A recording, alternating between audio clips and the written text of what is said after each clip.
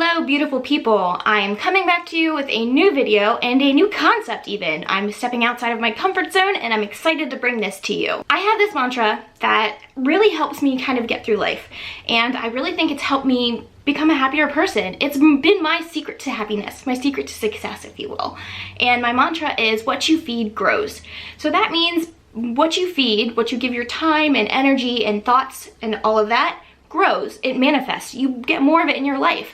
The more you think about something, the more you have it in your life. The more that you think about a certain event or behavior or emotion or whatever, the more that you manifest it.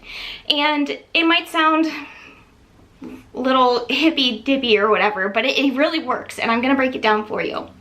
I want to explain what an internal locus of control is versus an external locus of control. So if you've had psychology before, you will know what I'm talking about. But if not, don't worry, I'm here to help you out. An internal locus of control is when you are an active participant in life. You have a role and you play this role, and your actions result in consequences and results, and you're actively participating. But if you have an external locus of control, you think that life simply happens to you. So ask yourself, do you think that life simply happens to you, or are you an active participant in your life? I think a lot of us think that we're actively participating in life, but we're not. We're running on autopilot. There's this one theory or book I read, it's called Thinking Fast and Thinking Slow. Great book, hard read. Would recommend it though. And essentially it's like we exist on autopilot and we make so many choices on our fast brain, the thinking fast, that we don't even realize it. We have these mental schemas in place to help us. They're shortcuts, if you will, and they help us kind of get through life easier. But sometimes we have cognitive distortions slip in and they can make everything go haywire. So cognitive distortions are shortcuts that are just not healthy, and we often don't even realize that we've picked them up. And a lot of times they play into this external locus of control, and it's used as a way for us to kind of shift the blame away from us. Instead of taking responsibility for our actions, we can blame it on external things. And instead of trying to figure out like what's going on with us and looking inside, you look outside to try and find the solution. Like, what's going on in my life? What's happening in my life that's causing me to act like this or feel like this? When really you need to be looking inside and self-reflecting. Before I get into it, can you like this video and subscribe to my channel? Turn the little bell notification on and come back for more. I post whenever I want, and hopefully there'll be more, but turn the bell notification on so you get notified. Okay, so internal and external locus of control. They exist on a spectrum, which I don't know how much of it is innate and how much of it is something that you can actively choose.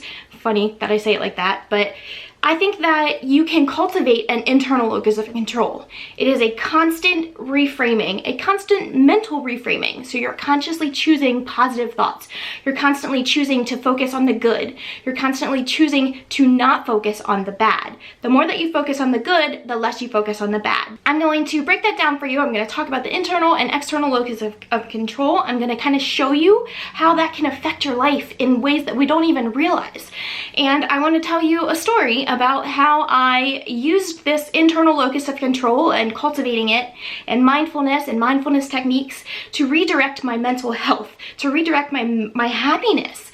And once I realized that happiness is not an achievement, it's not something that you can become, it's something that you are. Once I realized that, everything just made sense. So how much of your locus of control can you change? I don't know, but I do know how to cultivate it, and I'm going to help you do that. Like I said, we have mental schemas that are in place as shortcuts for our brain to just kind of operate. Can you think about how much stimulus we're just bombarded with all day, every day? There's different sounds and smells and textures and noises and smells, and I think I said that already, but you know what I'm getting at. There's a lot going on. I'm not processing all of it right now. Like right now, okay, let's think. I'm a little bit cold. The lights are really bright in here. It's echoing. I'm a little bit hungry. I'm getting kind of tired. My legs are a little sore. There's so many things, but like I have to consciously choose to go between all of those. There's just so much happening that normally my brain is just on autopilot and I don't think about any of that stuff. And that's normal. But sometimes we can allow that autopilot to take over and we're not actually engaging in life anymore. We think that we have bad luck. We think that it's not in the cards, or we're just not smart enough. a good example would be intelligence. A person with an external locus of control thinks that they are either smart or they're not smart. So that's using all or nothing thinking and an external locus of control. And a person with an internal locus of control realizes that it's how hard did they study, not just how smart they are. How much work did they put in to get that good grade? So if you fail a test, a person with external locus of control just thinks you're stupid and you just failed, you're stupid. And person with an internal locus of control realizes that they probably should have studied harder, and if they had studied harder, they might not have failed. When we use an internal locus of control, we're taking responsibility for our actions and we're taking the control back. We're taking power over our lives. Whereas an external locus of control, you shift the blame away from you, you don't take responsibility for your actions, and you relinquish all control over your life. You don't have the power anymore. We often look outside for explanations into what's going on in our internal world. When we're wondering why we feel like this, why is everything happening like this? Why am I like this right now? We look external for answers. We try to look at our situations, our friends, our finances, our love life, but really we need to be looking at our inside. We need to be self-reflective. And it's a coping mechanism, I think. I think that we would do that. We shift the blame and try to blame outside things or outside people because it makes it easier for us to handle. Cognitive dissonance is such a mind-blowing, so mind-blowing, guys. Have you ever thought about this? Like for me, smoking. I know that smoking kills. I know how lethal it is, how deadly it is, how disgusting it is, but yet I somehow trick myself into thinking like, well, I don't know anybody that's gotten cancer from it personally. I'm not gonna get sick. Like, no bitch, you're gonna get sick. You're smoking. That's not good for you. Don't do that. But when you have an internal belief, like you realize that smoking is bad, and an external behavior that conflicts, but I like smoking, so I'm still gonna do it, your brain will trick you and lie to you. And that's cognitive dissonance. Trying to negate that dissonance, it's just funny what the brain will do. So we have to realize when we're lying to ourselves. And that's what personal growth is. That's where it comes from. Personal growth it's not easy. I always said it's not hard. Personal growth is certainly hard, but it's worth it. It is so worth it. Now, I want to talk about this internal versus external locus of control. To me, it's really just about having a mindset. How do you let life happen to you? It's not about what you go through in life, it's how you react to it, how you handle it. I think that is what makes you who you are. You and I could go through the same situation and respond totally different, and that's basically because of our mindset, our beliefs, our values, and it's amazing. And we do have control over that. We can change that. We can consciously make the choice to reframe things. So I'm gonna give you an example. We're gonna do person A and person B. Person A has an external locus of control, and they think life happens to them. They're angry, they're bitter, they are resentful, they're shifting the blame, they're not taking responsibility for their actions, and they're a miserable person. And person B has an internal locus of control. They realize that they are causing things in their life, like they are responsible for it. Life doesn't just happen. You make these choices and your choices have consequences and you have to pay for those consequences. No. It's so early. It's so early. And all I heard was the dogs bark all night. Greg, did you get the clothes out of the washer yesterday? I don't think, did you ask me to do that? Did I ask? Yes, I asked you. I said my work shirt was in there. I forgot. Can't you just find something else to wear? Ugh. Whatever. Ugh. No. Okay. Okay. It's okay. It's okay. I got caffeine right here.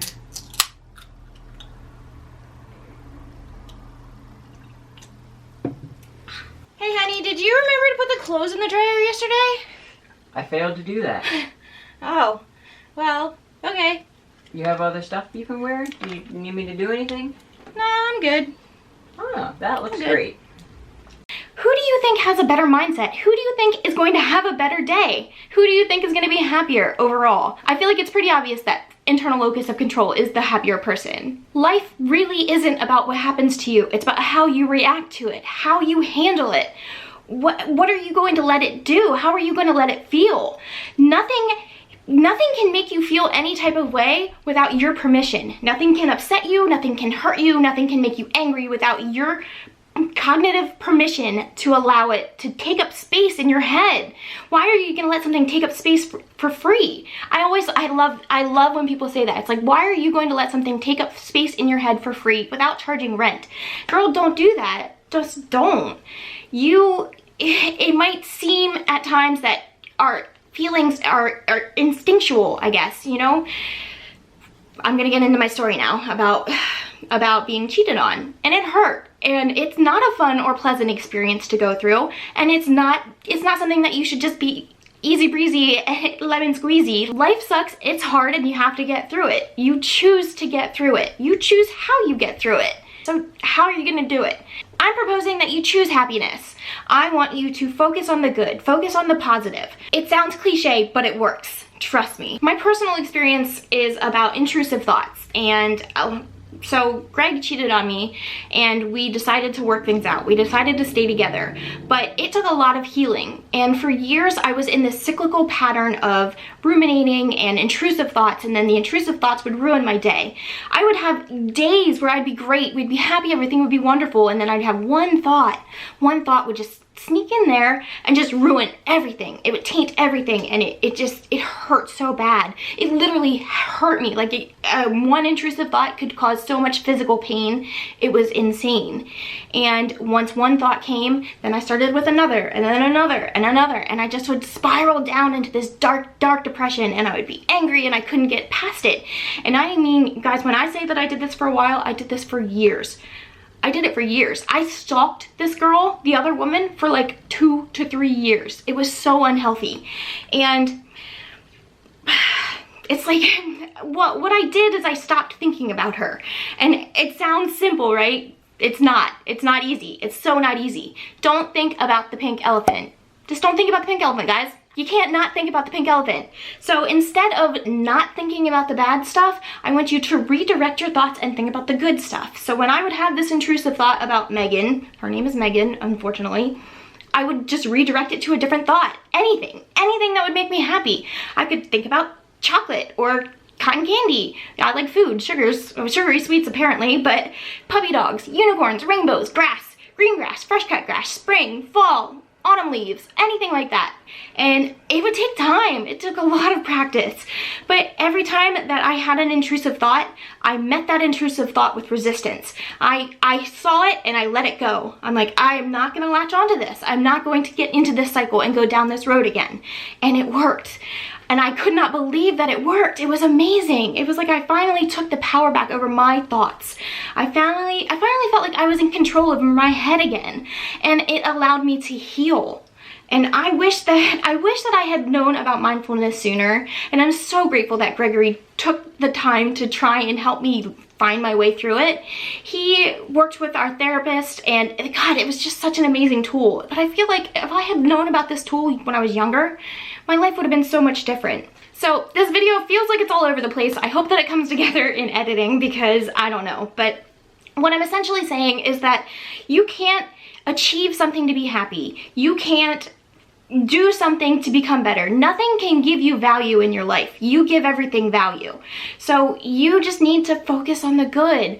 What you feed grows. Focus on that positive stuff. Don't dwell on that negative stuff. The more that you try to not dwell on that negative stuff, the more you're gonna dwell on it. The more that you think about it, the more that it is there. The more that you talk about it and complain about it and cry about it, which is fine. It's okay to do all of those things. But the more you do that, the more it stays in your life. I just want you guys to be aware. I just want you to be cognitively woke like me. Duh. That's so stupid, but I'm gonna keep it in there because it's true. I want you to feel this type of enlightenment. I want you to realize that there's no achievement, there's no relationship, there's no thing, no material thing, no place, nothing can make me happy if I don't choose to be happy myself. I need to be happy with who I am. Happiness is not a place, it's not an achievement, it's not a destination, it's a state of mind. That's all I have for today, guys. I will see you in my next video. Bye.